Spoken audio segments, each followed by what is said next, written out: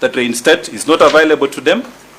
The reason is that conservatory orders is a highly and ineffective remedy. Conservatory orders will mean then that this court intervenes on matters which are dominantly political. And in the Munya decision, there is a finding that you cannot intervene on matters which the Supreme Court has stated are supposed to be properly before the other arms of Parliament. It is only the Senate and the National Assembly, as it were, in the first instance, that can determine the question of impeachment. Impeachment is about policy, political accountability, and governance responsibility. So to that extent, I wish to submit that the petitioners have not, in terms of the effectiveness of this remedy, laid before court enough material. And I wish to stop there and ask my colleague Mishemi to complete our other parts of the submissions. Thank you.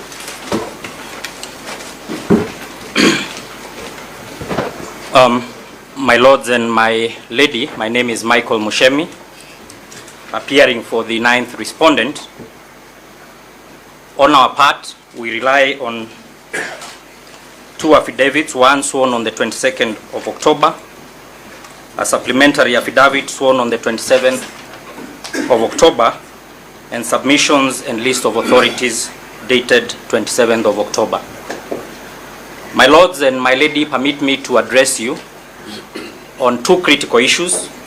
One is the issue of public interest, and the second is the legal theory of realism as to why conservatory orders cannot issue, especially as to sustain the first petitioner in office as Deputy President. On the first issue of public interest, my lords and my lady, you have been told this morning by the petitioners that the office of the Deputy President can remain vacant for a period of even up to 60 days because there is no function that would not take place in government. It is our submission first, my lords and my lady, that the Deputy President is mandated to chair the Intergovernmental Budget and Economic Council, which is created by Article 6, subsection 2 of the Constitution and Section 187 of the Public Finance Management Act. And the Intergovernmental Budget and Economic Council coordinates government policies, legislation, and functions as between the national and county government. My lords and my lady, the law prescribes that the chair and convener of this council can only be the Deputy President. There is no other person in law that can convene the Intergovernmental Budget and Economic Council. Secondly, my lords and my lady, under Article 240 of the Constitution, there is established the National Security Council. And one of the members of the National Security Council is the Deputy President. And it is our submission, that pursuant to Article 240 of the Constitution, there is no other person or holder of any other office who can substitute the Deputy President as a member of the National Security Council. This is important, my lords and my lady, because the National Security Council exercises supervisory control over national security organs. This is a critical function of the state. In the absence of the Deputy President, there is legitimate reason to believe that the National Security Council is not properly constituted. And again, this is important, my lords and my lady, because if you look at Article 240, subsection 8, the Council may, with the approval of Parliament, deploy national forces outside Kenya for either regional or international peace support operations or other support operations. So that the situation subsisting as at today, my lords and my lady, is that the National Security Council cannot deploy any national forces either for support operations within the country or international peace support operations. And I urge and respectfully submit to this court to take judicial notice that officers from the National Police Service are currently deployed in Haiti to support with peace operations. So that the argument by the petitioners that the office of the Deputy President can continue to remain vacant is not available, because these two critical functions provided by the Constitution and law would not effectively be carried out. On the second issue, my lords and my lady,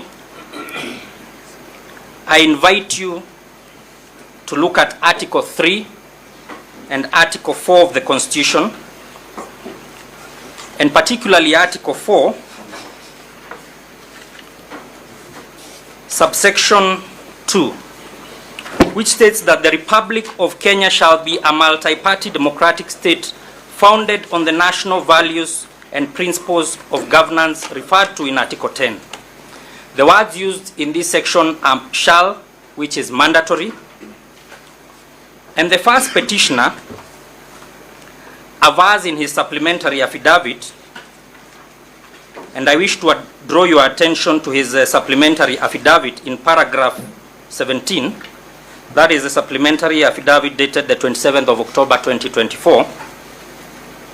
And on oath, he avers on paragraph 17 that I observe that in other open and democratic societies, and he goes on to say, unlike Kenya. So the first petitioner is averring on oath that Kenya is neither an open nor a democratic society. That is his own affidavit. It is our submission that conservatory orders would militate against legal realism to reinstate a person who cannot safeguard the oath he took as Deputy President, safeguard the Constitution, and who avers in open public that this country is not a democratic society. My lords and my lady, I also invite you to look at Article 130 and Article 131 of the Constitution, which provides that the head of state, the President is the head of state, and the Deputy President deputizes him.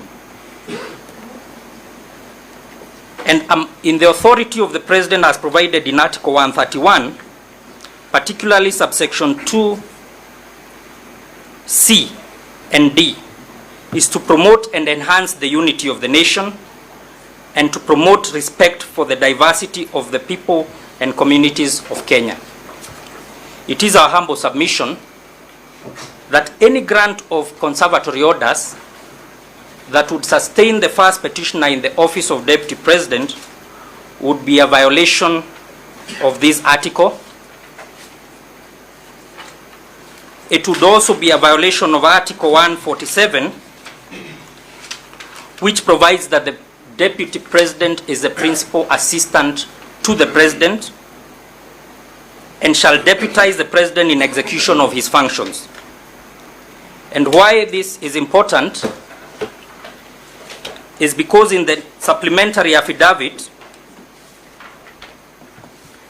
dated the 27th of October, we have deponed, or the 9th respondent has deponed, and particularly in paragraph 16, several averments by the first petitioner in which he infers that the President is responsible and must be held to account if anything happens to him. And I will not indicate the rest. You will find them in the supplementary affidavit. So that, my lords and my lady, pursuant to Article 147, it is now no longer tenable that the first petitioner, either at the interlocutory stage or on the final orders of the petitioner, can continue to be the principal assistant to the President. My lords and my lady, I also draw your attention to Executive Order number 1 of 2023, which stipulates that the Deputy President shall chair cabinet committees and shall coordinate issues of budget and policy making of constitutional commissions and other independent offices. Our first submission is that as we speak, there is no person who can execute the function of chairing cabinet committees. On the issue of constitutional commissions and independent offices, it is our humble submission that the Senate, having found the first petitioner guilty of violation of Article 160, then he cannot coordinate any functions with the judiciary effectively. The final thing, my lords and my lady, I would wish you to look at is the issue of political parties, particularly the role they have in policy formulation, political mobilization, and political democratization under Article 4 of our Constitution. The first petitioner was impeached by the Senate by a supermajority, which included members of his own political party and coalition. And I would want to draw you to a comparative analysis. When you retire, you will look at impeachment processes, which we have deponed to in the USA, in South Africa, and Brazil. But of instructive to note that closer home in South Africa, when Thabo Mbeki lost confidence of his own party, he resigned in 2008. And when Jacob Zuma lost the confidence of his own party, he resigned in 2018. So we respectfully submit, on behalf of the 9th respondent, that because of those two issues, conservatory orders cannot issue in this matter. Thank you, my lords and my lady. Thank you.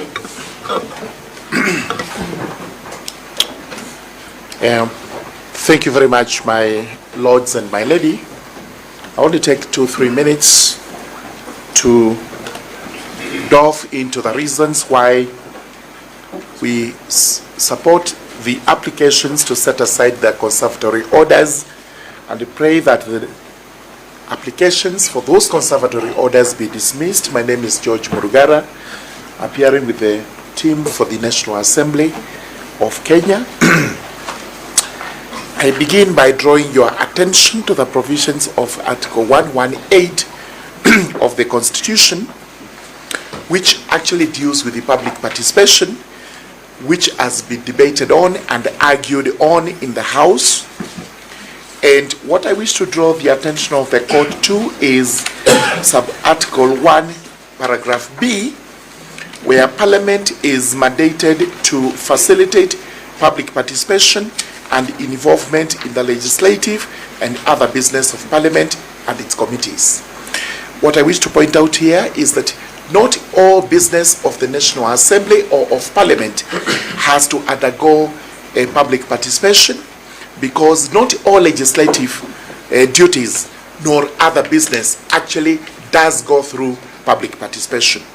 There are legislative processes in this country which need not be subjected to public participation, and also other business of the House which need not be subjected to public participation. What is important is the wording of that clause. The word "or" is not used, because if that was the intention, that everything that Parliament does has to undergo public participation, it would have been that in all legislative and in all other business of Parliament and its committees. However, I take you to Article 145, where there was public participation, in spite of the fact that there is no provision that there ought to have been public participation when the motion was actually moved. The correct position is that any member of the National Assembly, on attaining the threshold, can actually move a motion that the President or the Deputy President be impeached. Once that motion is moved, then it goes to chamber, it is debated, and it is voted on. So it is actually for Parliament to determine when to take such a motion for public participation. And I confirm that here, out of abundant caution, Parliament did take this motion to public participation on 2 days, as was even ordered by the court. And after the public participation, there was debate on it in the Parliament. It is this debate that takes into account the public participation, the views that were collected from the public out there. Then after that, a vote was taken, and therefore that process cannot be faulted. It cannot be said to have been flawed in any way, because in spite of the fact that there was no requirement for public participation, it was done out of abundant caution. Finally, there has been an argument that under Article 149, there ought to have been public participation regarding the nominee who was taken to the House for voting. And here we must draw the distinction drawn that this is not an approval.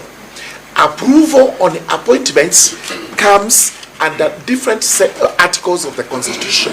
It's clearly provided that the appointment would be with approval of Parliament or approval of the National Assembly. Here, what took place was just a vote. There was no motion, because there is no requirement for a motion. There was no debate, because there was no requirement for a debate, because what the law provides is the President nominates and the House votes. So the House sits, it's called to vote on the nominee on the basis that possibly the nominee is known to the entire country. And this is the reason why there is no public participation. If Parliament votes against that candidate, then the President would have to nominate another candidate and continue doing so within a span of 60 days until he gets a vote that is positive in his favor, not an approval. And we've said that approvals usually come under the Public Appointments Parliamentary Approval Act. This is the one that governs approval. This is the one which provides that there must be public participation in all public appointments when actually Parliament has to offer an approval. So finally, public participation here goes to Article number 1, where Parliament is exercising delegated powers of the sovereignty of the people of Kenya. It is presumed that when the Parliament votes, the candidate is known to the people of Kenya, and through their elected representatives, they have actually to cast votes which are in tandem with how their constituencies would have voted. So with these remarks, it is my submission that the nomination and the subsequent vote in his favor of Professor Kindiki was in order. It was actually appropriate and it cannot be faulted in any way, and therefore those conservatory orders should be removed. Thank you very much.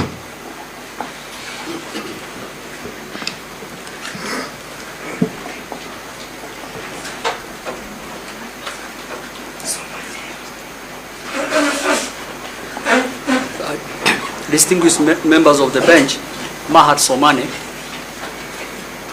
For the record, I do appear with Dr. Willie Mutubwa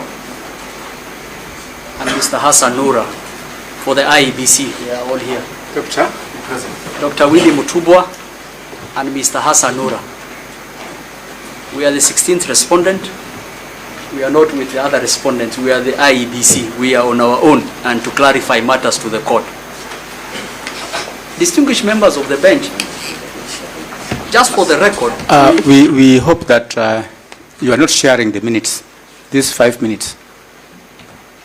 Your Lordship, we It's just me. We are not sharing. All right. We've decided we will not distribute the time. I will try to cover as much ground as I can on the time allocated. If I need 1 or 2 minutes, you will be kind enough to add me, but I will try to cover. I know it's very late.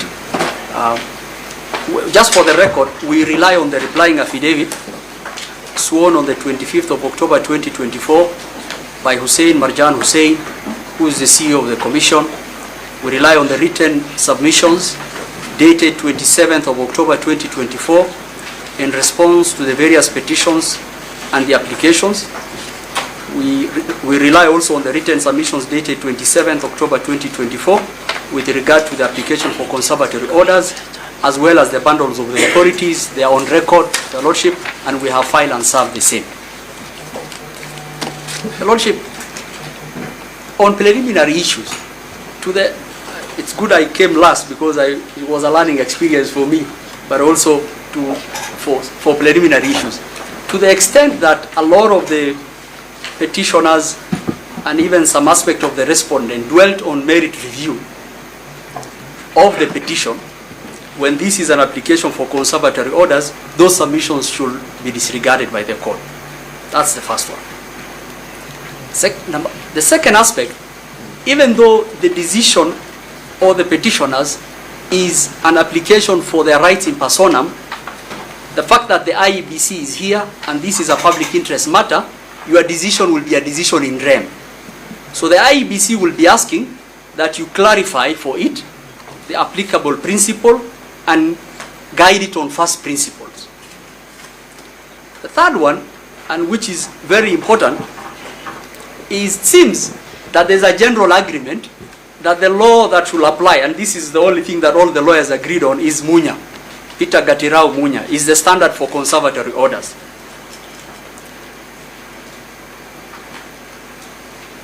We believe the court should adopt that standard.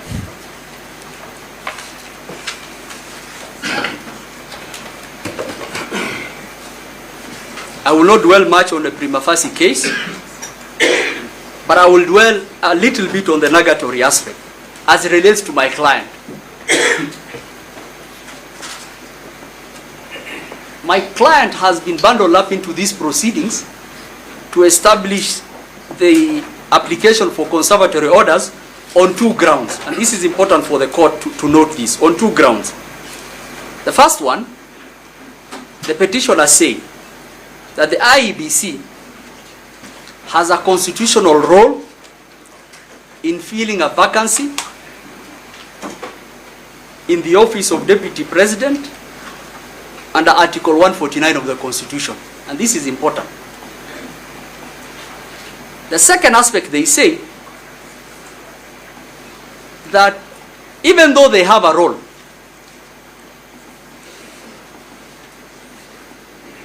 they cannot discharge that role because they do not have the constitutional and legal capacity to function, as they don't have commissioners. This is very interesting. This is what my professor at Harvard Law will call, Mark Kushner will call constitutional chaos. So they tell you there is a role to be played by the constitutional body. And then they say, once you establish there's a role to be played by the IEBC, IEBC cannot play that role. Your Lordship, in Peter Gatirao Munya, and this is a point that has not been made by most of the council, the issue of conservatory orders is not for the benefit of the private or the public party. Conservatory orders is for the benefit of the court. Because they are supposed to preserve a judicatory capacity of the court. Just that. If a party benefits because of that, that is collateral. And that is really important for this court. Because once you establish it's for your adjudicatory capacity, 2 things fall away. The first thing that will fall away, if you find that there is a remedy, there is an alternative remedy in merit review when the petition is heard, there are remedies that subsist when the petition is heard, then that aspect falls away. The second aspect that will fall away, if you make a finding that there's a constitutional mandamus, and Your Lordship, I will refer to you to Article 145(7) of the Constitution.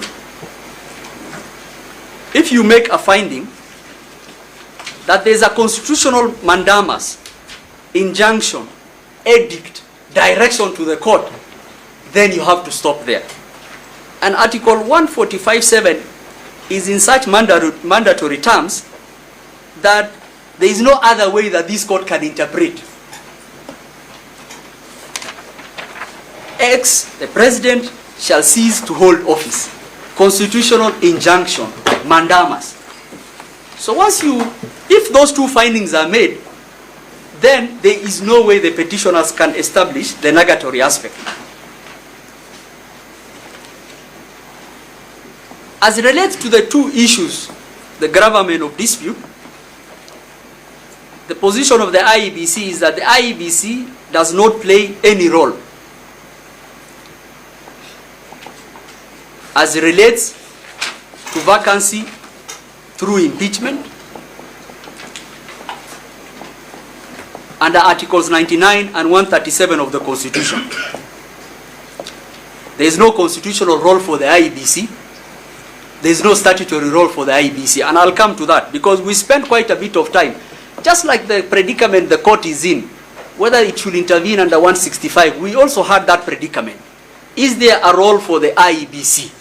That is the question the CEO of the IEBC asked. And we came to the very considered conclusion, there is no role for us because of constitutional design. And I'll come to that constitutional design.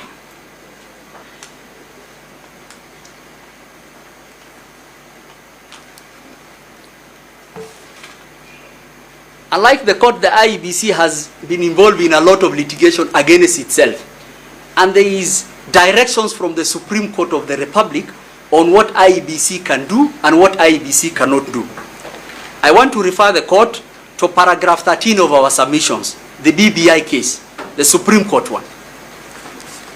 An IEBC here can be substituted also for this court, because this court is a creature of Chapter 10 of the Constitution. The IEBC is a creature of Chapter 15 of the Constitution. And this is what the Supreme Court says. At paragraph 13 we've quoted it verbatim. Number one, the Supreme Court said, the IEBC, being a creature of Constitution and statute, could only discharge mandate vested in it explicitly by law. This court, being a creature of the Constitution and statute, can only discharge mandate vested in it explicitly by the law and the Constitution. The second one, which is very important for this court, is the court said that this was direction given under Article 10(2) of the Constitution and the aspects of rule of law under Article 10(2). The third point that the court made, the IEBC, like other public bodies, could not by craft of innovation, and this is really important, Supreme Court, the IEBC, like other public bodies, could not by craft of innovation or interpretation extend its powers. So it is sufficient for the IEBC or even for this court to look at the constitutive document, the Constitution, and the statutory law, and exercise what is within the inner boundaries of that. And D, which is to this court, courts should not encourage extension of powers by constitutional or statutory bodies. And this is really important, paragraph 13 of our submissions, Your Lordship. So the constitution of my client IEBC is under Article 88(1), 253, and 259. The position of the IEBC relating to this matter is that Article 149, 145, 150 establish a complete self-contained code. It is a constitutional codified mechanism. It's not a statutory mechanism for governors, for members of National Assembly. It is a constitutional codified mechanism. So when this court is interpreting, IEBC is a creature of the Constitution. This process is a creature of the Constitution. You cannot get out of the Constitution for this process. This court is a creature of the Constitution. So as it relates to the nomination by the President, as it relates to the parliamentary vote, it is not envisaged there is an involvement of the IEBC. This is a constitutional mandamus. As against the IEBC, and I will say as against even this court, we also rely on the case of Engineer Geoffrey Sang versus the DPP and 20 others, your brother Justice Odunga, paragraph 18 of our submissions. And he says that the law is very clear that powers must be expressly conferred. They cannot be a matter of implication. You cannot imply powers. And this is the absurdity. If this court was to make a finding, for example, that IEBC has a role, the way IEBC conducts elections is known, or by-elections. So the second order question we'll be asking the court is, do we declare a by-election? Election by its nature is a contest. How will that contest of filling that office be had? Do we print ballot papers? Those are the secondary order questions that the absurdity of the finding of the court that IEBC has a role will entail to. The second thing, our position, is that this constitution is very detailed. It is very interesting. This constitution tells you how it should be interpreted under Article 10. It tells you under Article 201 how the principles of taxation that will apply. It has what we call constitutional carve-outs, the powers given to various entities. It will be high presupposition to assume that this constitution under 149 could have said that this process, it says for even members of National Assembly. It says for members of National Assembly, and even in the elections that we have that. For an office that is that high, there is, to say that the constitution could not have said that IEBC has a role or this court has a role will be a very grand supposition. Your Lordship, we looked at, so we asked the question, what the court should ask. If someone said IEBC has a role, we looked at the things that we will look at. So we'll say, what did the framers think? Can we look at constitutional history to say if there was a role for the IEBC? The IEBC looked at the Bomas draft, Article 168. It looked at the WACO draft, Article 159(1), and we looked at the Harmonas draft. And in all of them, there is no role for the IEBC. So even by constitutional history and constitutional design, there was no role for the IEBC. In fact, there was a role in the WACO draft for the Supreme Court, and those submissions have been made by Mr. Mudomi Tiankolu.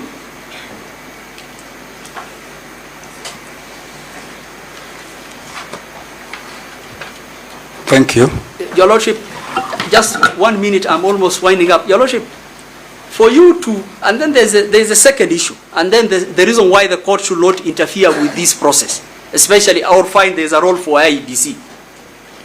For you to make a finding, for you that, the first finding that you have to make, there is, first, the people who hold public office, they hold what we call rhetoric relationships. These are relationships of trust and confidence within our constitutional architecture. Relationship of trust and confidence within our constitutional architecture. So you have to make a finding first. There is a property in public office. Okay, number one. And that confidence is to the Constitution. Number one, you have to make a finding. There is a property to hold in public office. Okay? Even when there is a breach of that trust. And a finding has been made by other organs of the Constitution. And the court, the test has always been threefold. Number one, total interference. Judicial fiat. And we don't do that. Our courts don't do that. Courts don't substitute their preferences to what other organs do. The second aspect has been total deference. Not to what other organs do, but total deference to the Constitution. And this is very funny. Professor Gidhu Muigai is here. I used to teach first year contract, and the case of Feldhaus versus Binley came to mind, that the Constitution is silent, So that means that we can read into things, or we can tell the court to intervene. The Constitution is silent on the court intervention under 149, so we read into it. So that's the second aspect. Total deference, if there is a constitutional injunction, constitutional mandamus against a public body or against this court, then the court should be able to deal with that. The third one is the intermediate test. And this is what the court has applied, Your Lordship. The intermediate test is you do procedural constitutional compliance. This is our authorities in E181, Justice Majanja's judgment in the Finance Bill Act. In fact, the decision of the Finance Bill Act Supreme Court came down a few hours ago. I think we provide to the court should look at it. The threshold for public participation is not BAT, by the way. The threshold for public participation is even lower because of that decision. And when you look at that decision, which we have provided to the court does what we call procedural constitutional compliance. And what is that? You look at whether a vote happened and the threshold within the Constitution have been met. No more than that. And that is supported even by the decision of the Supreme Court, which came down just a few minutes ago. And I want to read a small excerpt, Your Lordship, on that decision, which we have provided to the court. Which one are you talking about? I'm talking of the, it is Your Lordship, the citation is E031 of 2024, consolidated with E032, E033 of 2024. Came down just a few hours ago. And I will just refer the court. How is it reported? It is reported as E031. Let me just, I'll get, it's not yet reported, but it is petition number E031 of 2024, Cabinet Secretary for National Treasury versus Okia Omtata. Petition number? E031 of 2024, as consolidated with petition number E032, E033 of 2024, Okia Omtata, the Cabinet Secretary for National Treasury versus Okia Omtata. I argued that matter. I was led by Professor Githu Muigai. Mr. Ochiel Dudley is there. He can rebut. But he was part of those proceedings. So the threshold is even lower for public participation, number one. That is something that the court has to look at. But importantly, what did the court say about interference at paragraph 208? And I will end here, Your Lordship. Paragraph 208, the Supreme Court of the Republic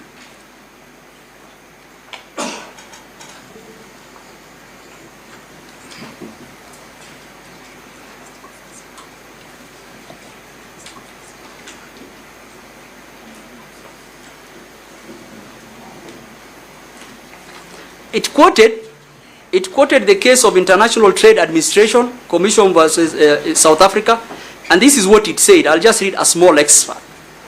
Where the Constitution or valid legislation has entrusted specific powers and functions to a particular branch of government, courts may not usurp that power or function by making a decision of their preference.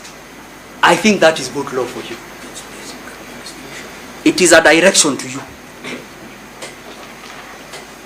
And if you look at that case, if you look at Peter Munya, if you look at the negatory aspect, and if you look at the fact that there is at what the submissions of Marjan Hussein Marjan and our submissions, you will find there is an express constitutional injunction against interference, not only for this court, even against IEBC.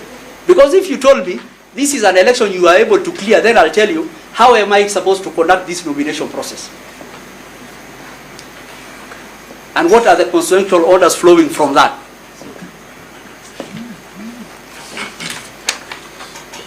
Your Lordship, our submissions are sufficient. I am being told to step down, but thank you so much. Who has told you? Oh. Who has told you to step down? I was being told by Professor Githu Muigai. My professor is telling me to step down. But if I can, just a second. It's okay, you can step down. Yeah, not the court, but Professor. But our submissions are those ones. They are on record, and even if there is a role to be played by IEBC, our position is those are administrative roles which we could still play, and that is provided for under Section 11 of the IEBC Act. Section 13(1) of the IEBC Act. The role that we have to do under 137 is to check the voters register. And we check voters register for even people who, for Kenyans every other day. It's a public document. There's no role for the IEBC to play. And if the court were to make there was a role for us, then we say those are administrative role.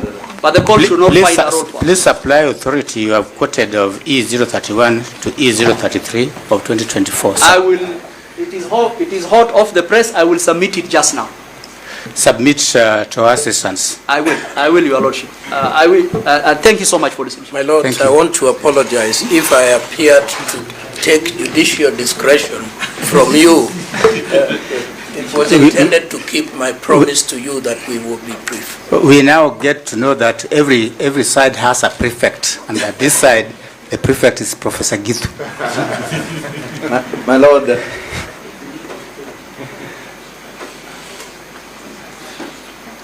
I just want to also add my voice to the submissions that have been made by the respondents.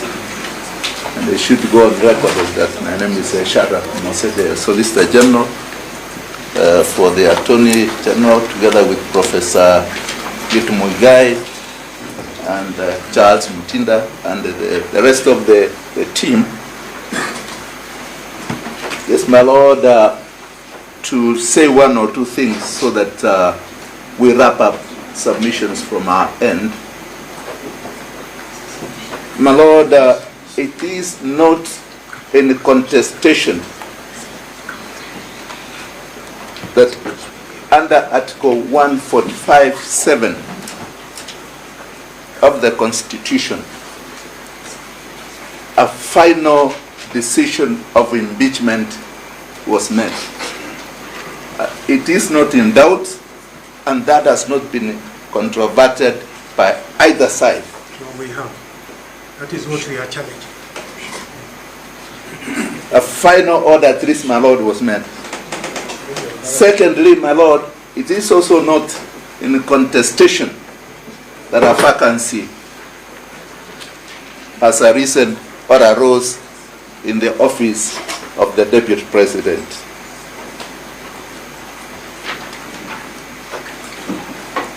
It's also, my Lord, not in contestation or in doubt that Article 149 of the Constitution was invoked in terms of the President nominating Professor Abraham Kithure Kindiki as a nominee to that position,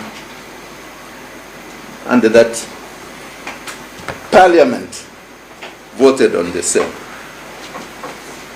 And I would agree with my learned colleague who has just left the floor, Mahat, that the framers of this Constitution never intended that the IEBC plays a role when it comes to the issue of impeachment. And my Lord, if they so intended, nothing could have stopped them from expressly stating that position.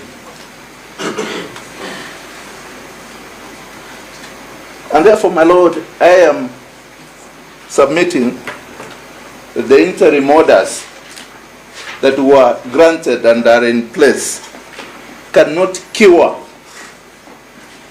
that position. And therefore, my Lord, relying on the various authorities that have been cited, and more particularly, my Lord, the Munya case, which is a classic case in terms of what will be required in the grant of conservatory orders. It is my humble submission, my Lord, that that has not been made. And would also submit, my Lord, that when you look at the greater public interest, my Lord, we want to persuade you with the very many other arguments that have been given by my learned colleagues, that you will find favor that the discharge, the vacating or the varying the orders that have been in place would find greater good than holding those orders in place. And therefore, my Lord, to conclude, I would urge my lady and my lords to find that we cannot continue holding the country at ransom. We need to make a decision that some of the roles and the responsibilities that are played by the Deputy President, which are currently at a standstill, would be extremely good and critical, that the moment these orders are vacated, the rest of the processes should be allowed to be completed. I therefore humbly submit that you discharge the orders that are in place and allow the entire process to be completed. I submit, my Lord. Thank you. My Lord, I want to confirm on behalf of the respondents that we rest there, but with your kind indulgence, if there is to be a reply, I think again we need to remind ourselves that it ought to be on points of law. If the case is rehashed afresh, we would still be here tomorrow and it would contrary to procedure. My Lord, I also request a direction on whether persons who are not parties to the application, because there are only 2 applicants, have a right of reply, because my understanding is that the only persons with the right of reply are the parties who filed the application, not the entire coterie of this side. Okay, 2 things. Why are we being preempted? No, 2 things on way forward. I think we still have to hear interested parties, or have we had them? Anybody? We finished with Gov't. Yes, now the right to rejoinder is only limited to the applicants and not any other person supporting the application. So it will go only to the applicants. And in this case we have 2, and they will have, how much do you need? You had given us 30 minutes. If I remember. 30 minutes. I am addressing the court, please. Yes. Reply to the court. You had given us 30 minutes. My Lord. Do we do 15-15 or 20-20? No, my Lord, yes. There is a lot that has been canvassed. In fact, they had given us the impression that they will need less than an hour. They have obviously done 4 hours and something. There was things that we okay, let us have on time. We can do within 30 minutes. Let's or less, depending on how much he's able to cover. The only issue, my Lord, that is the mischief, is that since this is a court of record, we do not want to be accused there is anything that needed a response that was not responded to. Otherwise, I'm very tired. We don't want to be here forever. So we just are here to do the business and we go. Okay, this is the way forward.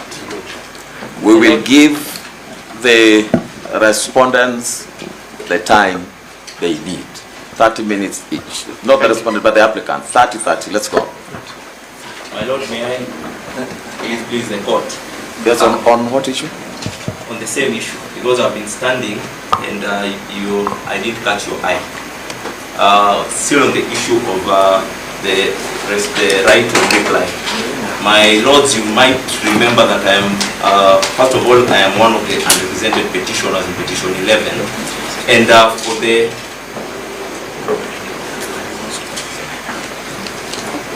my lord, you might remember that for the last 2 weeks when this matter has been being handled, I have been insisting that we made an application for conservatory orders prior to even the applications we are discussing now, and it was in the best interest of all of us that when discussing the conservatory applications, we be treated as respondents. My Lord, unfortunately, when the court gave directions, it consolidated all the petitions, but did not give directions on how our applications would be heard. Now, Mr. Bosso, just a minute. We will restrict ourselves to the applications at hand. So if yours is not among the two applications, then you may have to address that later, not now. And the rejoinder should be on points of law. Yes. Rejoinder should be on points of law.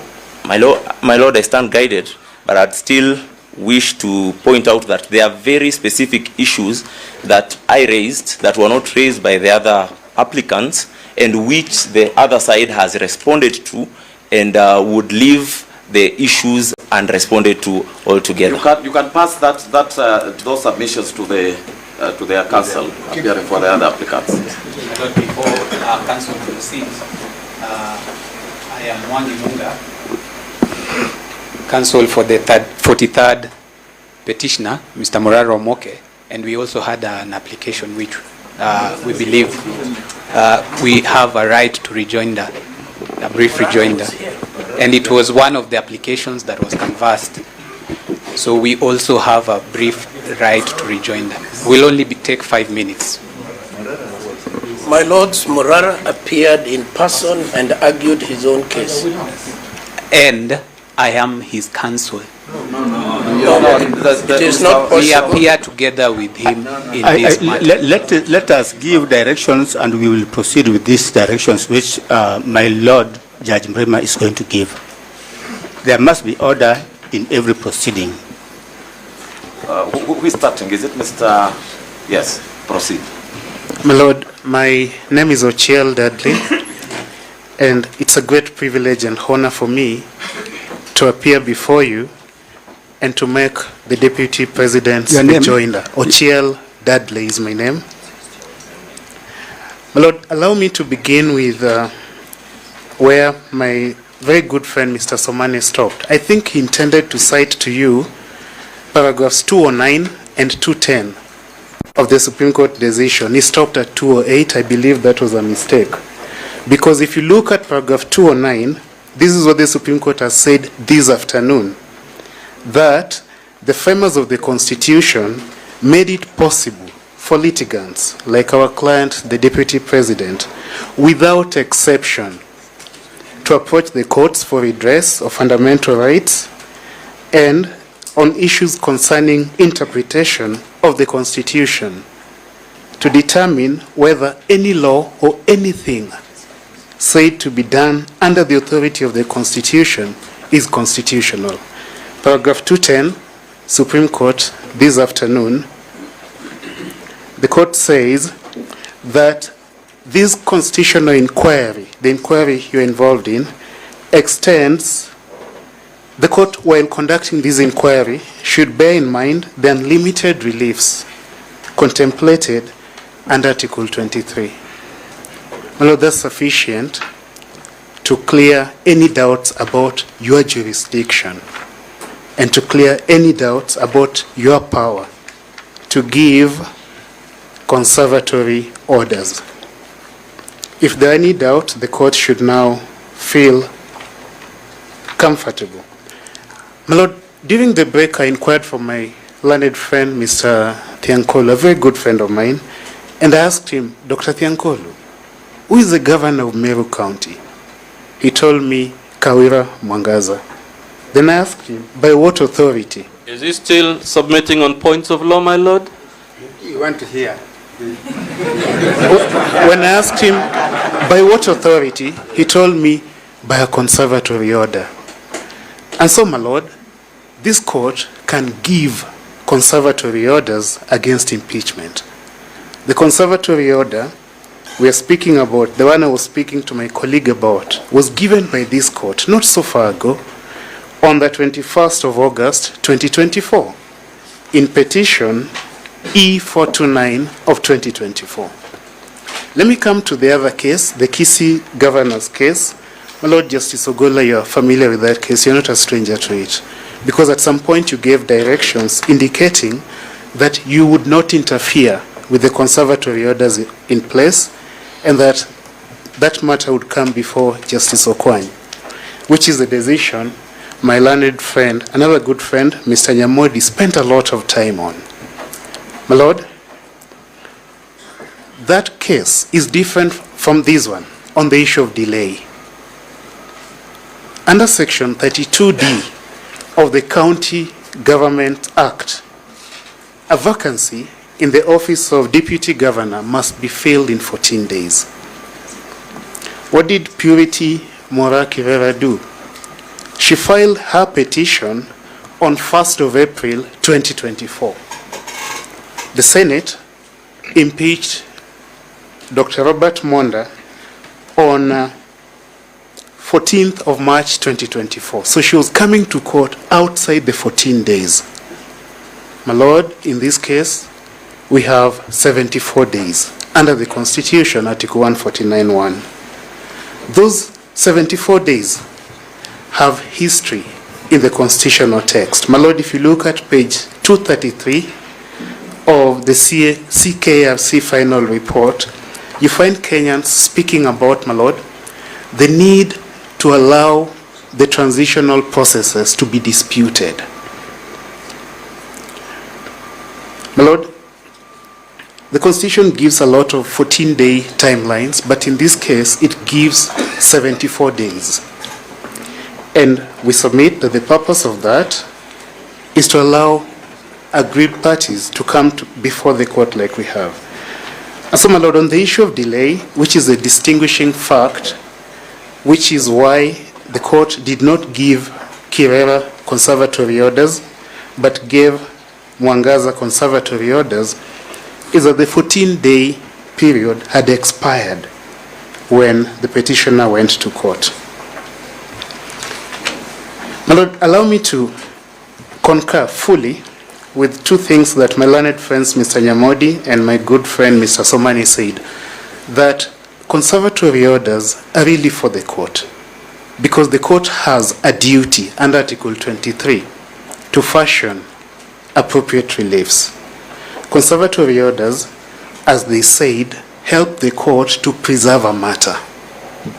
And the matter to be preserved here is an impeachment both at the National Assembly and the Senate, and the subsequent nomination of Kithure Kindiki to the office of Deputy Governor.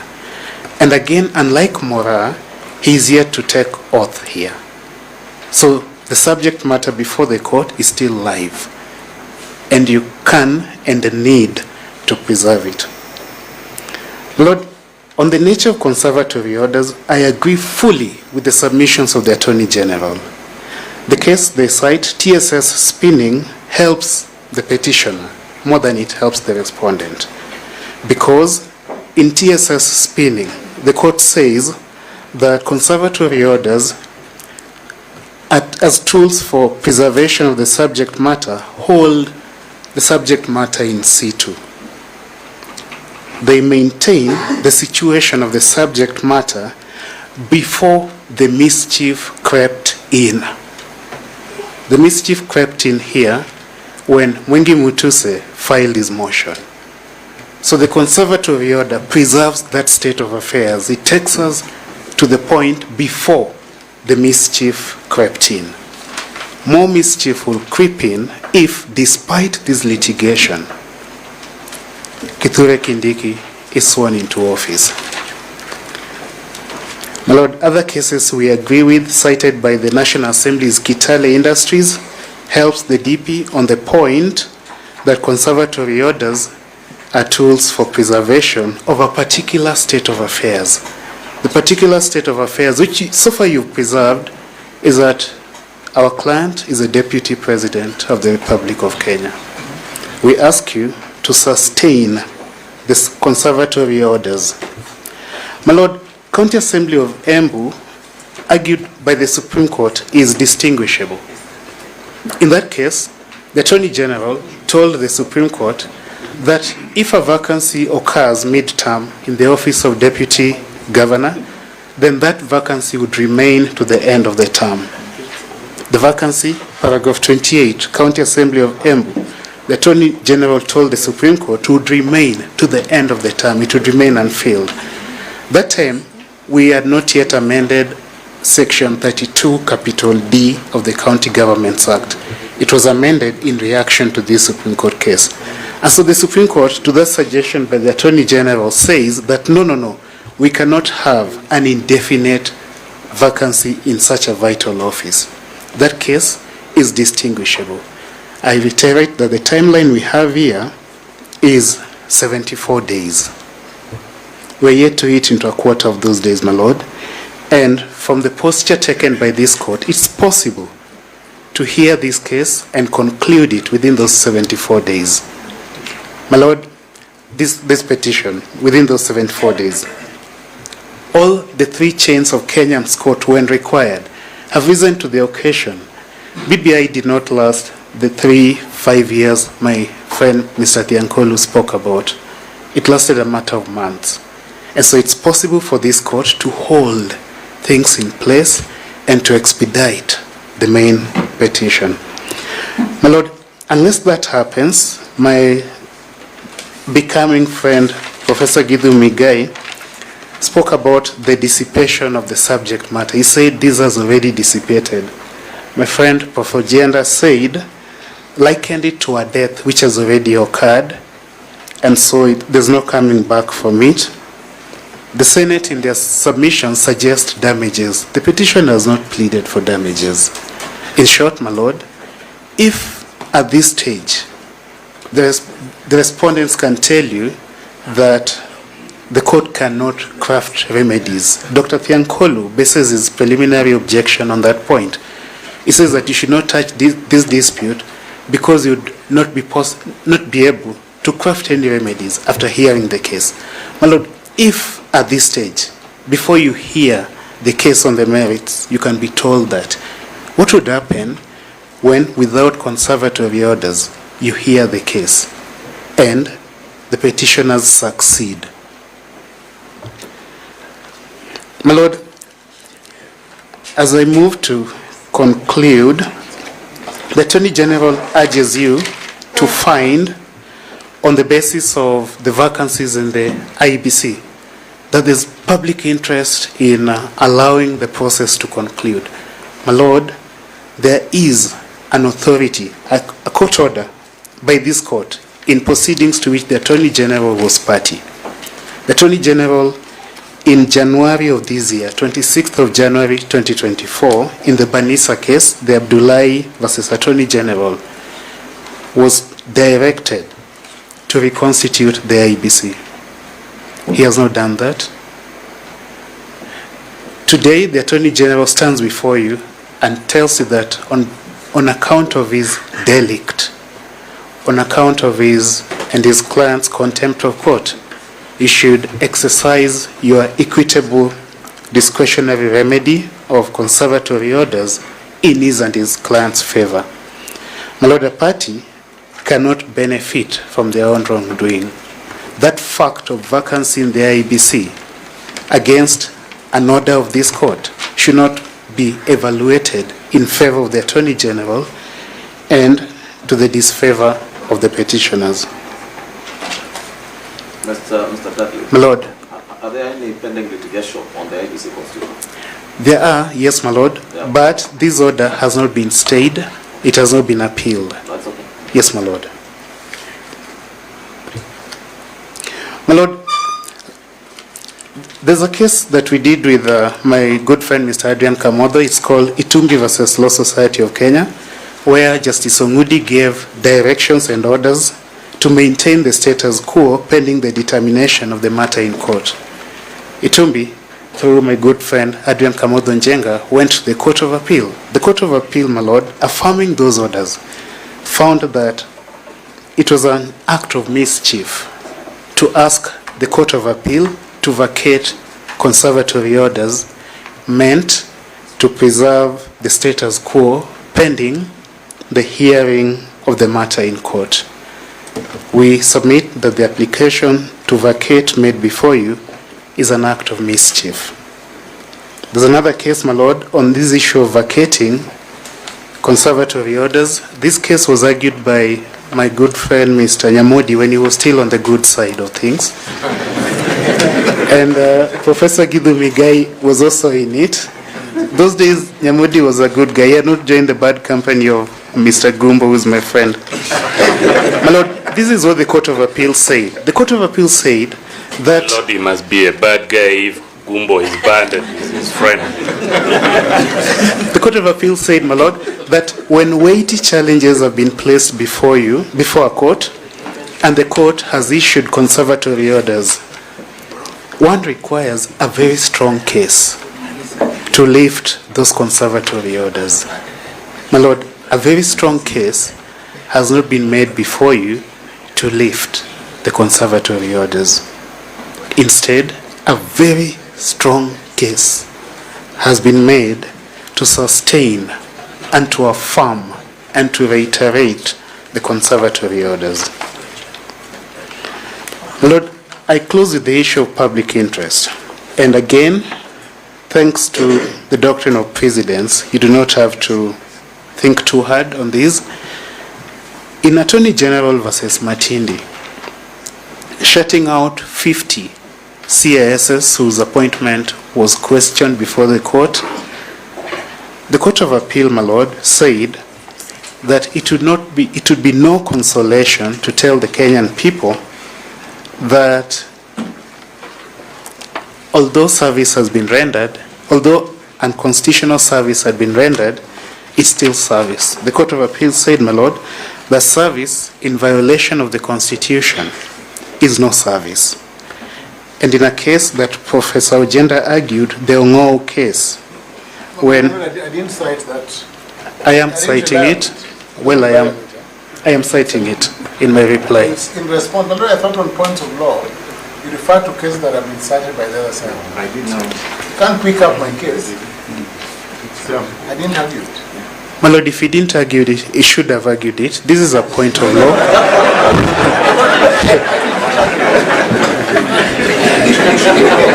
My Lord, you are told about the public interest. The Court of Appeal in Ong'o. I think you should respond to a case which has been cited, because otherwise he'll also have the right of reply, and we'll be here for much longer time. Back and forth. Just leave My Lord, if that rule held true, my Lord, how would we have, for example, presented to you the Supreme Court President? Because the purpose of Rejoinder as well, my Lord, is to distinguish and to tell the court points which the other side have concealed. Well, say it, then we'll give him a right of reply on that issue. It's in our submissions. It is. Do you accept that we'll give him a right of reply on that issue? On this case, yes, my Lord, okay. Because it's in our submissions. Okay, proceed. The Ong'o case is in our submissions, my Lord, and he can distinguish it if he wishes to. My Lord, the court said, in short, that it is in the public interest to keep out a person if the validity of the appointment is questioned. He had wanted his client to assume office despite a court order to that appointment. And so, my Lord, the office here is a high state office. If Kithure Kindiki assumes office, he will make directives, he will make policies, he will commit omissions. My Lord, this court is yet to design a mechanism for reversing the policies, the decisions, the directives that you would make. If at the end you find that the impeachment and the nomination were both unconstitutional, the Constitution would have been irreparably violated. And my Lord, I close on the point that this case is arguable. In fact, the courts had to stop Mr. Milimo many times and was lenient to many others of my colleagues who strayed into the merits. Prof. Rejoinder being at the forefront of that. The council argued the merits on both sides of the aisle, my Lord. And so, my Lord, that demonstrates that parties are biting at the bits. They are ready to argue the petition and would do so at the earliest opportunity. We request you, my Lord, to allow the request for conservatory orders to please preserve the dispute and let our appearance, our further appearance before you be of some meaning under the Constitution. Thank you for the opportunity, my Lord. Thank you. Lord, may I donate, if I still have it, 3 minutes to my colleague, Mr. Gov't, to say a word. Lordship, I will be brief. I want to respond to the following points of law raised by the other side. From the other side, a lot of hue and cry has been made about Article 145, subclause 7, and the word shall. Your Lordship, the Black's Law Dictionary, Brian Garner, 10th or 9th edition, confers 6 different meanings to the word shall. So from the plain text meaning of the word shall, the dictionary in law gives it 6 meanings. So shall cannot only mean mandatory, it can mean any other thing. Black's Law Dictionary. In terms of the reading of the Constitution, the Constitution can be read multiple times. It's not only the textual reading of the Constitution that counts.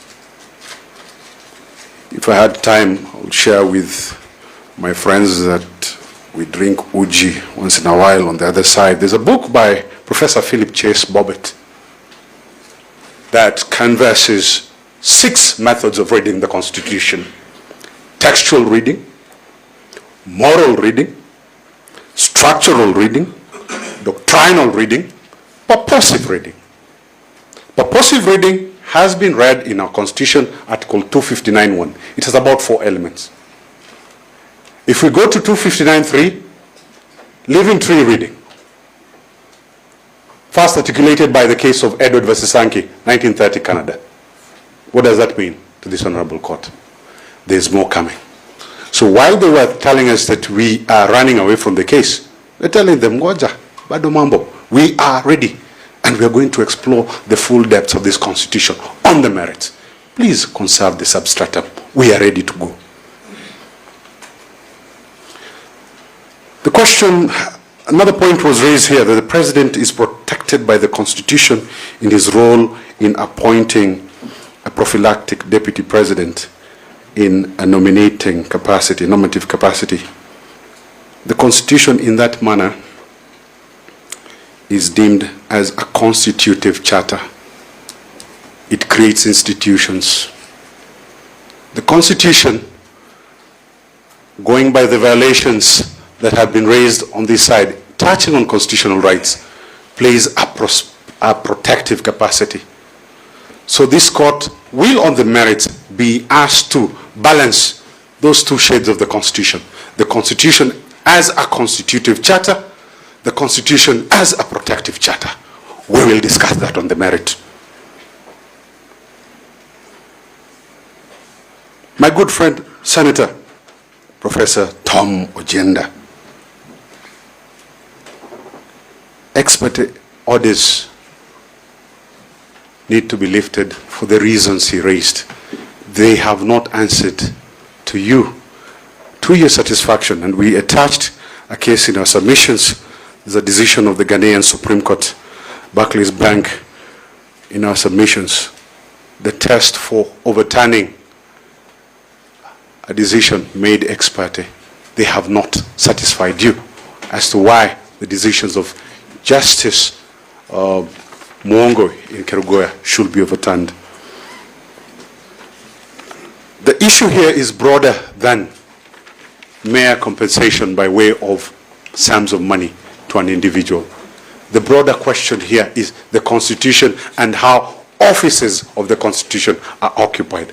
Article 1, Article 2, Article 3 of the Constitution. My good friend and teacher, Mudhomi Thiankolu,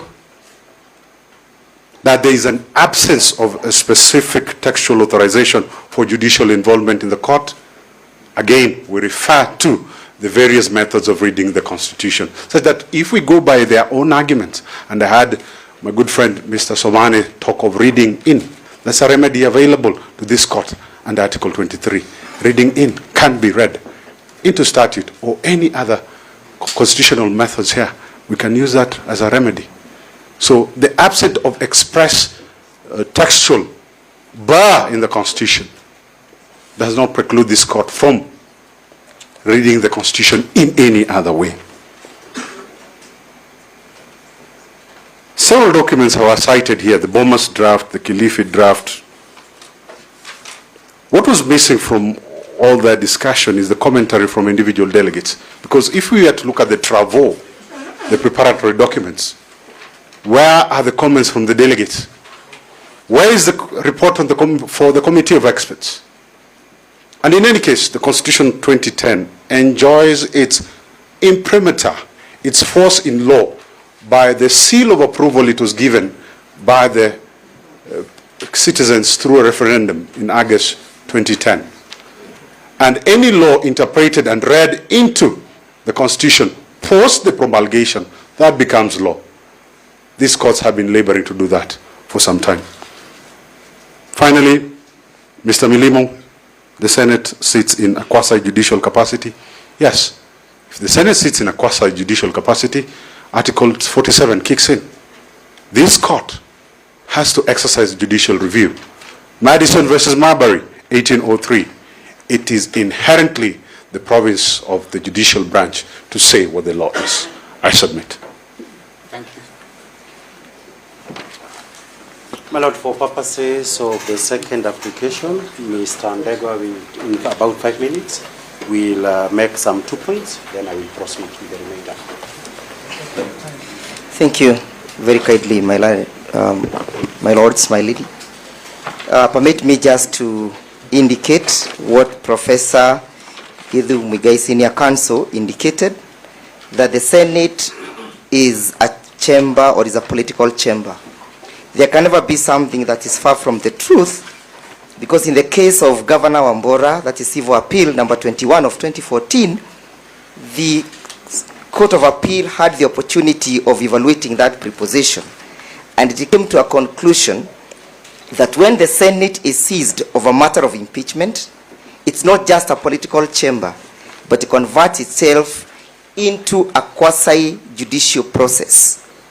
And that is why, my lady, my lords, under starting order number 79, the Senate is required to take a special oath before constituting itself into a quasi-judicial chamber.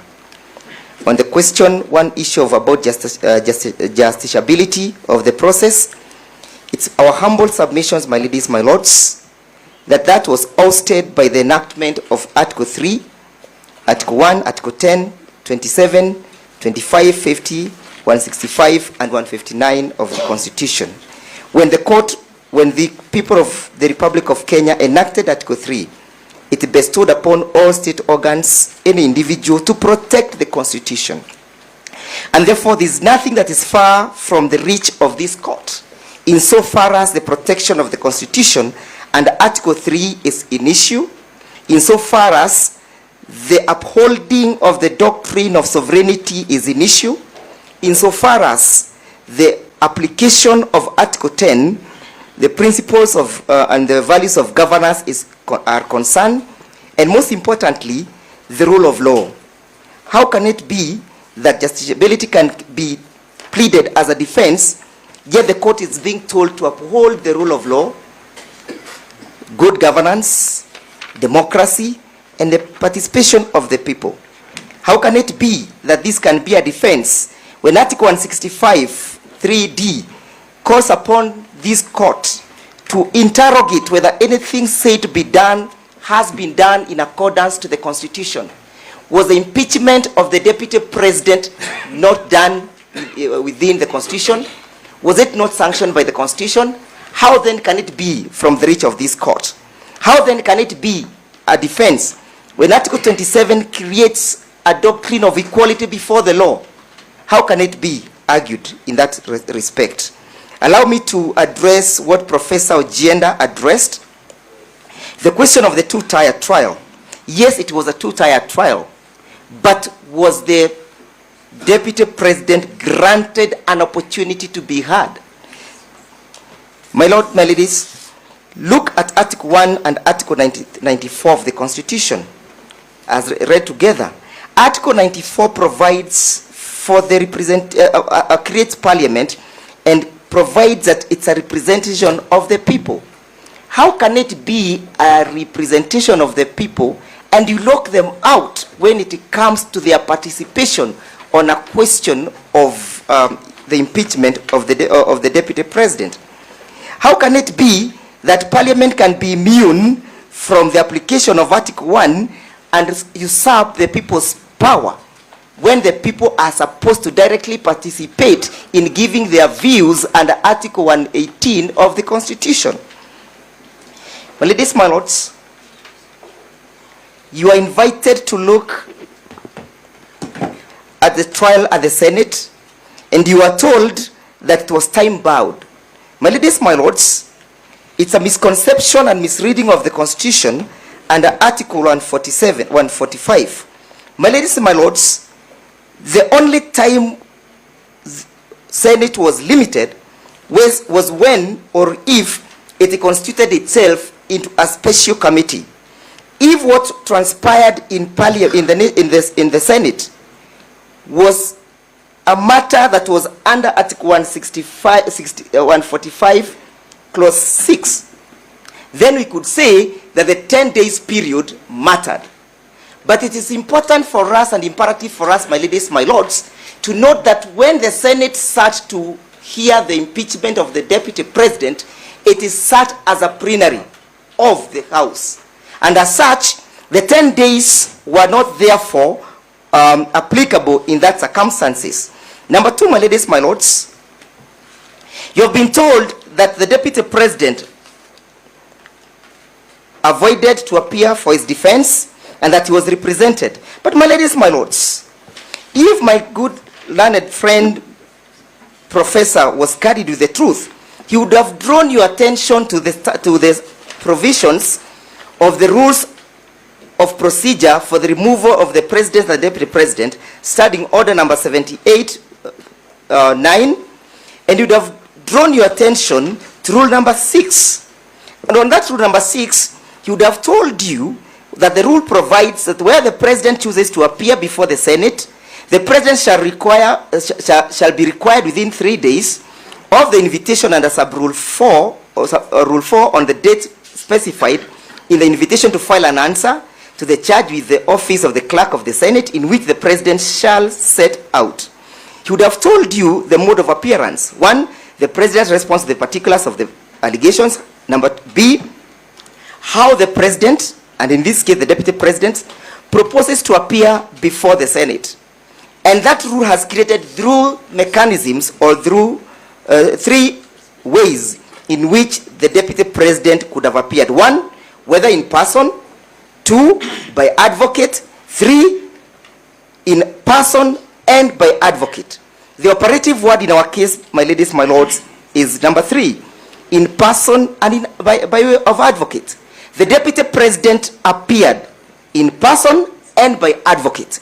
And as such, my ladies, my lords, when he was taken ill, the question of then appearing in person and by advocate was an issue. And number 2, my ladies, my lords, he was a witness and the only key witness before the Senate. How then could you say that there was fair trial under Article 50 of the Constitution when the only fundamental infrastructure of the trial is unavailable? My ladies, my lords, permit me to address you on what was submitted by Mr. Somane. It's unfortunate that he has chosen to have a very lean and thin way of looking at the application of Article 149 of the Constitution. There can never be anything that is misleading to say that that article should be read in isolation of other provisions of the Constitution. If you choose to read Article 149 in isolation, you arrive at the absurdity that Mr. Somane and his colleagues have arrived at. I would urge this honorable court to look at the import of Article 259 of the Constitution, which provides for the manner in which the Constitution must be interpreted. If Mr. Somane was carried with the truth, he would have invited this honorable court to harmonize and to purposively read into Article 149. My ladies, my lords, the reading of Article 149 in a purposive and in a harmonious way would have told Mr. Somane that then Article 99 and Article 137 of the Constitution is imperative. And therefore to say that the IBC had no role in the process of the nomination of Mr. Kindiki is absurd, is not true. The fact is that if Mr. Kindiki was to successfully become the Deputy President of the Republic of Kenya, is it then true that he can become a Deputy President who has not qualified under Article 99 of the Constitution? Is it therefore true that he can become the Deputy President if he has not qualified under Article 137 of the Constitution? Who then determines this qualification? Is it the President? Is it Mr. Somane? Is it I Ndegwa? Who determines that qualification if it is not the IBC? My Lord, there is something that Mr. Giro is submitting on, which touches on very critical facts concerning Professor Kindiki as to his qualifications. And we are all familiar with the qualifications of Professor Kindiki. I think the last time Mr. Kamodo was before you, he said he has no client. I have a client, the 10th respondent, the United Democratic Alliance. I ceased to act for the other client because it would have been illegal. But I have a client. So I'm properly on record. And it is important that the record be made straight with regard to Professor Kindiki's qualification, and including what had been cited in the affidavit that he was not a member of the UDA for 3 months, which is not a requirement in law. No law requires you to be a member of a political party for 3 months for you to ascend to the position of the Deputy President, which Professor Kindiki has acceded to. And secondly, it will be... That's a merit issue that is being argued. So are we going to have the opportunity to answer it? Because the law is the opposite of what you say. It was raised by Mr. Giro. I'm just clarifying, and then Mr. Giro will continue. To raise that issue, that is my submission, my law. He is going into the merits. But then Mr. Giro may just let's sort it. My Lord, it's me who is on record for Professor Kindiki. I think if Mr. Ndegwa, my very good friend, I usually call him the Black Bull, could keep off rehashing his application. The black what? Bull. That's what Ndegwa means. If my friend the Black Bull could keep within the remit of a rejoinder and a reply, we will not be having all these interjections. I've been resisting the urge because I always try to avoid appearing cantankerous. But if he keeps rehashing his application, unfortunately, then as the person on record for Professor Kindiki, I will be forced to be cantankerous, which is not my nature. Let's give Mr. Njiro time to finish. I am also obliged, my lords. My lords, finally, let us distinguish the Kisii case from what is before you. What is before you, my ladies, my lords, is a case where a party was not granted an opportunity to be heard. It is a question where there is a violation of Article 27, violation of Article 10, violation of Article 50, and violation of Article 25, that the right to be heard cannot be derogated. What was in Kisii, my ladies, my lords, is that the Kisii deputy governor underwent the full trial at the Senate. And therefore, my ladies, my lords, those facts are distinguishable. Finally, my ladies, my lords, Mr. Gumbo urged you to fight that there will be crisis if the position of the deputy president is not filled. I want to remind him that Article 139 and Article 146 has created an avenue and a remedy where if the president is even today impeached, the remedy is that the Speaker of the National Assembly under Article 146 takes over for 60 days, and under Article 139, if the two of them are not able to take office, again the remedy is that the Speaker takes over. So we are not in a crisis whatsoever, my ladies, my lords. I invite my learned friend, Senior Mr. Kibe to proceed. My Lord, I start with the assurance to my learned colleagues that I know what is reply to issues of law. So I hope I can proceed without a lot of interruptions. My Lord, I start with the submissions by my learned colleagues, Professor Muigai. I agree with him, my Lord, that you cannot be able, we are entitled to a legal opinion, but we are not entitled to a set of facts. And therefore, where the set of facts is as they are. But my Lord, in saying this, it is important to remember that what also litigants are not entitled to, and this is the reason for conservatory orders, is the fact that unlike in war, where you can change facts on the ground, the court does not accept a situation in which one party would be allowed to change facts on the ground in a manner that makes a mockery of the proceedings before it. That is to say, if we are before you on account of the fact that there have been violations in the impeachment process, my Lord, and the conservatory orders that have prevented the completion of those illegalities are in issue, this court should not permit a situation in which a party is able to say that let me change certain facts, as it were, by completing the violations. My Lord, there is a question of public interest. We don't have to say much about it, but coming from the Honorable Attorney General, my Lord, I would only urge that public interest from the Attorney General must also be read, apart from what is directly friendly to the government, must also be read to what is also friendly to the people of Kenya. And that is a desire to ensure that the impeachment process is done credibly and upholding all the rights and the procedures that are in issue, so that it is still possible for the Attorney General to say that public interest in this particular scenario would require that fundamental rights, the case on fundamental rights, be concluded before you can be able to say this or the other person should take office. My Lord, there is the issue of the conservatory orders. I've had to read them again. The one from Justice Muongo, because they have been called as orders of reinstatement or mandatory injunctions.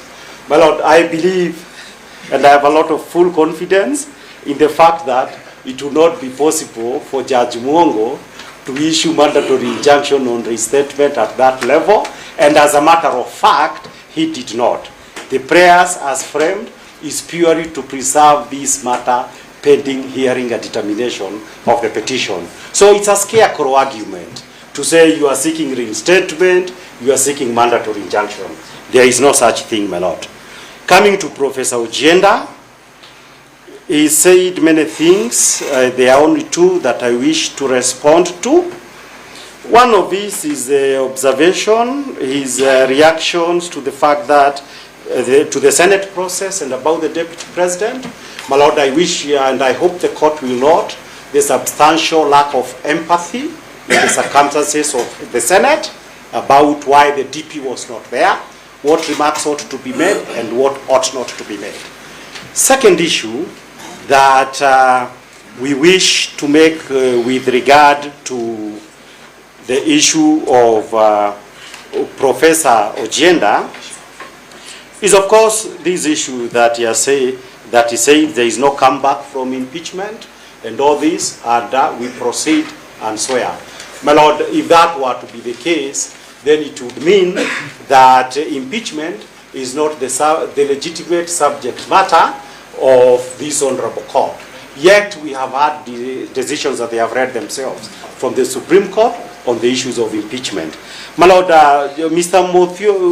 Muthomi Thiankolu, my friend, came with these interesting arguments that on the issues of jurisdictions. My Lord, these issues of jurisdiction is an interesting one, as you will see it in a minute. My Lord, the first impeachment case that appeared before a 3-judge bench was in Kerugoya's seems to favor a lot of impeachment stuff. And it related from the Embu cases. I don't know whether Professor Rejoinder was there. But my Lord, it is important to say this with regard to that. That I actually made the precise argument that my learned friend Mr. Mugobi made about whether the question of impeachment under the constitutions of Kenya was justiciable or not. The three-judge bench held that it was justiciable, and it is on the basis of that because it relates to the issues of Bill of Rights and procedure. And my Lord, let him also tell you whether it was the impeachment of the president, because my submission was not that impeachment is generally non-justiciable. Even the authority has cited it was about the impeachment of the president, whether that is justiciable. I'll come to that in a minute. But the point I want to make, for purposes of the argument, the authority is there. For purposes of the arguments, those precise arguments were made. There is actually no distinction when you look at the impeachment for governor under 181, how it is carried out with the one of the president. But another significant position that I wish to make from that case is this, that subsequent thereto, all courts from Court of Appeal to Supreme Court have taken the position. Talk of reading in. There's a remedy available to this court under Article 23. Reading in can be read into statute or any other constitutional methods here. We can use that as a remedy. So the absence of express textual bar in the Constitution does not preclude this court from reading the Constitution in any other way. Several documents are cited here, the Bomas draft, the Kilifi draft. What was missing from all that discussion is the commentary from individual delegates. Because if we had to look at the travaux